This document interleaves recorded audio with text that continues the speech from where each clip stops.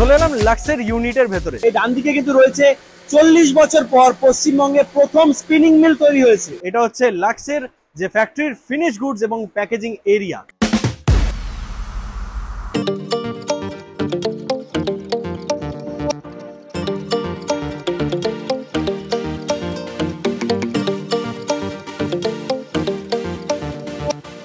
তো চলে এলাম যেমনটা বলেছিলাম মহাদেব স্পিনিং মিলে, যেখানে এই যে আমার পাশে দেখতে পাচ্ছেন কটন, যেটা র মেটেরিয়াল রয়েছে সেইটা থেকে সুতো তৈরি করা হবে। এবং আজকে সেই পুরো প্রসেসটা দেখবো এবং আপনাদেরকেও দেখাবো। বিশাল বড় প্লান্ট এটা, যেটা এই ওয়েস্ট বেঙ্গল হোজারি পার্কে রয়েছে এবং সেইখানে কত হাজার কোটি টাকার ইনভেস্টমেন্ট হয়েছে আপনারা সেই প্লান্টের ট্যুর দেখলেই বুঝতে পারবেন। 40 বছর পর কোনো নতুন নিউ টেকনোলজি স্পিনিং মিল খুলে গেছে আমাদের পশ্চিমবঙ্গে, which is this Mahadev spinning মিল।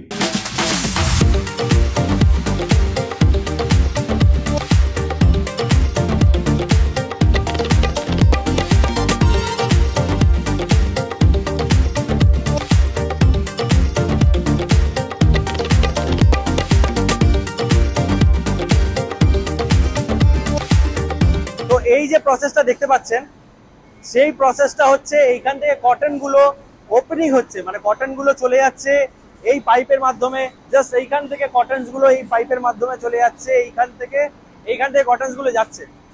যদি প্যান করতে পারো সেই পুরো প্রসেসটা আমি আপনাদেরকে দেখাচ্ছি। কটনস গুলো এখানে ওপেন হচ্ছে, ওপেন হয়ে যাচ্ছে পাইপের মাধ্যমে সেই মেশিনটা আপনাদেরকে দেখাই। এদিকে আসুন।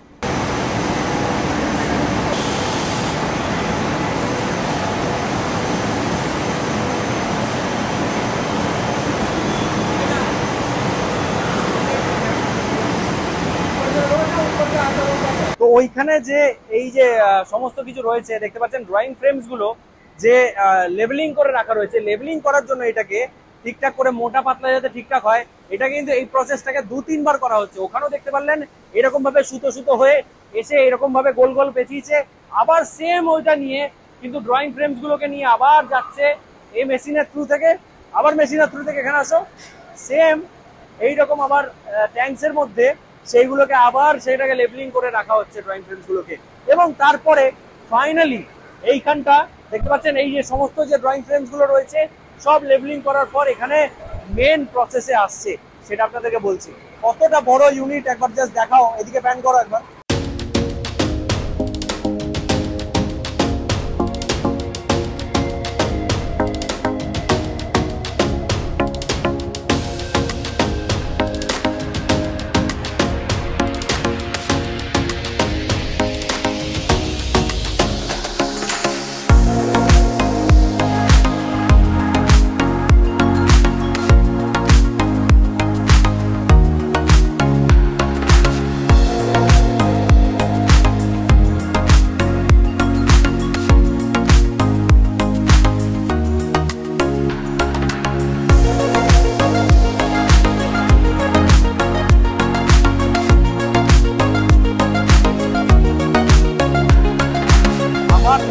লাগছে, মানে আমি এইরকম জায়গায় আসবো ভাবতে পারিনি। এটা হচ্ছে সিমপ্লেক্স মেশিন, যেটা দেখতে পাচ্ছেন বিশাল বড় মেশিন, প্রচুর, মানে পেছন থেকে যে স্লাইভার্স গুলো আসছে, মানে যে সুতোগুলো আপনারা দেখতে পেলেন মোটা মোটা যে কটন গুলো সেইগুলো আসছে, এবং এই যে স্পিন্টার্স গুলো রয়েছে জাস্ট দেখাও কতগুলো ঘুরছে এইখান থেকে হয়ে ওপর দিয়ে সুতো বেরোচ্ছে।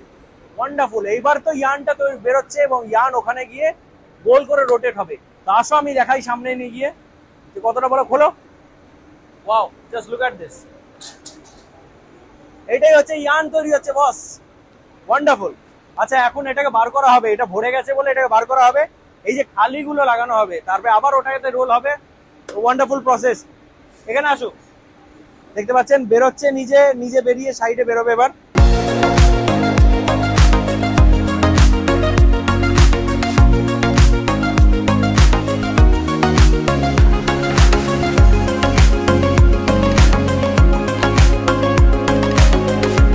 এইখানে তো এই একটা মেশিন দেখালাম, একটু এখানে আসুন, কতগুলো মেশিন রয়েছে জাস্ট দেখুন। সেম টাইপের পুরো লাইন দিয়ে মেশিন রয়েছে। তার মধ্যে এখানে আসুন, কত এরকম ইয়ার্ন তৈরি হচ্ছে, কত এরকম সুতো তৈরি হচ্ছে, এই সমস্ত মেশিন, স্প্লিন্টার্স, এখানে দেখতে পাচ্ছেন রোল হচ্ছে, কত কত ইয়ার্ন প্রডিউস হচ্ছে এখান থেকে। তার মানে ভাবুন কত কত থান তৈরি হয় সেটা যাচ্ছে নিটিং এ, তারপরে ডাইং এ, তারপরে বিভিন্ন যে প্রসেস গুলো বললাম সেগুলিতে, এবং বিভিন্ন কোম্পানিতে চলে যাচ্ছে এখান থেকে। প্রচুর আওয়াজ হচ্ছে, অন্যদিকে যাই।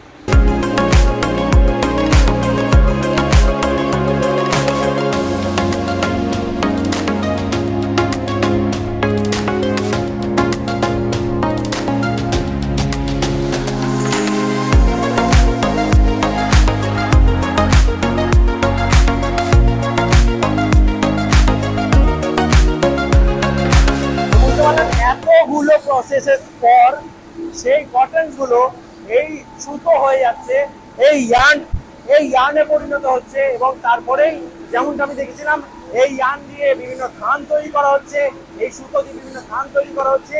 এবং বুঝতে পারছেন এই একটা সুতো তৈরি করতে কত বড় প্রসেস ইউজ করতে হচ্ছে, কত বড় প্রসেসের মাধ্যম দিয়ে আসছে। ওয়ান্ডারফুল। আমার তো দুর্দান্ত লাগলো একটা কটন দিয়ে কিভাবে একটা হোজেরি প্রোডাক্ট তৈরি হচ্ছে, সেটা আজকে পুরোটা দেখলাম। আপনাদের আশা করছি ভালো লেগেছে। বাইরে যাই, প্রচুর আওয়াজ হচ্ছে।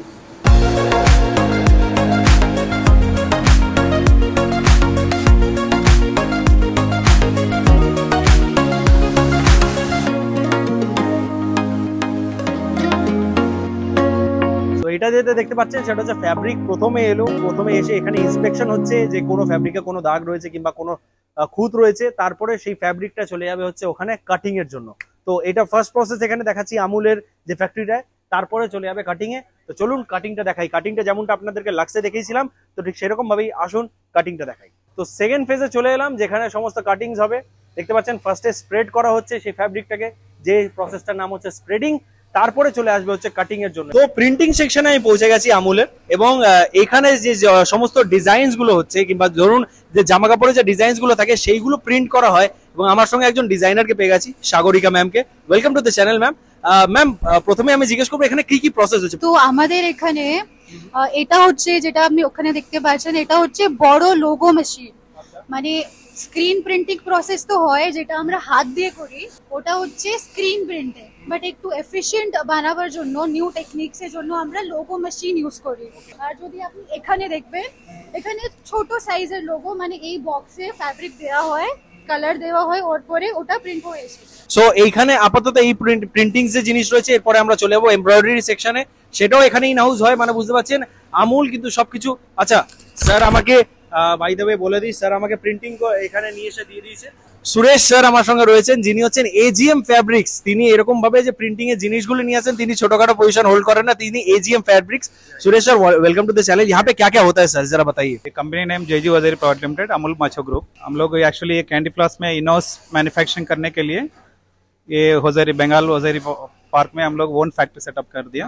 फैब्रिक सोर्स कलकत्ता में होता है, printing, embroidery, making, garment finishing সব কিছু यहाँ से रेडी टू डिस्पैच। আপনাদেরকে বলে দিই স্যার কিন্তু হচ্ছে অন্ধ্রপ্রদেশ থেকে, এবং স্যার 7 বছর ধরে কলকাতায় রয়েছেন। সো স্যার, वेस्ट बंगाल का टेक्सटाइल डिपार्टमेंट इंडस्ट्री कैसा ग्रो कर रहा है sir? West Bengal I think third और fourth third position. Third and position. You are saying that कि वेस्ट बंगाल में या अभी ग्रोइंग या domestic and export also consumption is very high actually in especially Bengal famous for innerwears and female products.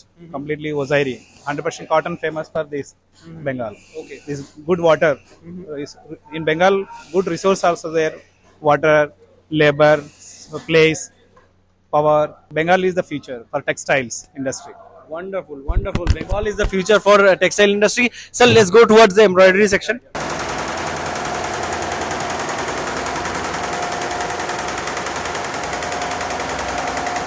এখানে ভাবুন যে কত রকম ডিজাইনস রয়েছে, এবং সেই ডিজাইন এমব্রয়ডারি গুলো এই এমব্রয়ডারি মেশিনসে হচ্ছে, এবং ওইদিকে ডিজাইনের পুরো টিম বসে রয়েছে, তারা ডিজাইন করছে, এবং এই রকম ডিজাইন জামা কাপড়ের উপরে যেগুলো আমরা দেখি সেগুলি এখানেই এমব্রয়ডারি করা হচ্ছে। ওয়ান্ডারফুল ম্যান, ওয়ান্ডারফুল, জাস্ট দুর্দান্ত লাগছে। পুরোটা স্টিচিং ইউনিট দেখতে পাচ্ছেন, কত মহিলা কত ছেলেরা এখানে কাজ করছে, বেশিরভাগ আমি মহিলাদেরকে দেখতে পাচ্ছি। এখানে স্টিচিং চলছে, এটার পরে হচ্ছে প্যাকেজিং, মানে এটা বলতে পারি ফাইনাল স্টেপ। এটার পরে চলে যাচ্ছে প্যাকেজিং, এবং তারপরে সেটাকে বার করা হবে মানে আমাদের জন্য কেনাকাটার জন্য, বিক্রি করার জন্য। তো এর আগে যেটা আপনারা দেখতে পেলেন সেই প্রসেসটার পর এই প্রসেসে চলেছি, মানে এইটা সেকেন্ড ফ্লোরের মধ্যে।